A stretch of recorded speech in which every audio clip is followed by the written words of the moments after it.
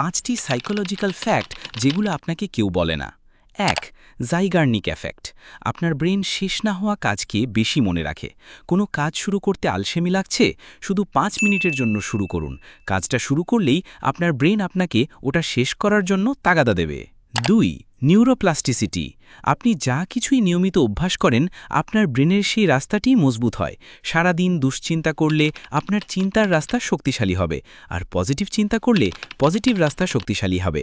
পছন্দ আপনার। 3. Default mode network. সেরা আইডিয়াগুলো তখনই আসে যখন আপনি কিছুই করেন না। হাঁটার সময়, গোসল করার সময় বা অলস বসে থাকার সময় আপনার ব্রেনের এই অংশটি অ্যাক্টিভ হয়। তাই মাঝে মাঝে বোর হওয়া বা মস্তিষ্ককে বিশ্রাম দেওয়া খুব জরুরি। 4. ভুল থেকেই আসল শিক্ষা। আপনার ব্রেন সফলতার চেয়ে ভুল থেকে অনেক বেশি শেখে। যখন আপনি ভুল করেন তখন আপনার ব্রেন সবচেয়ে বেশি সতর্ক থাকে এবং সেই তথ্যটা মনে রাখে। তাই ভুল করতে ভয় পাবেন না। প্রতিটি ভুল হলো শেখার একটি নতুন সুযোগ। 5.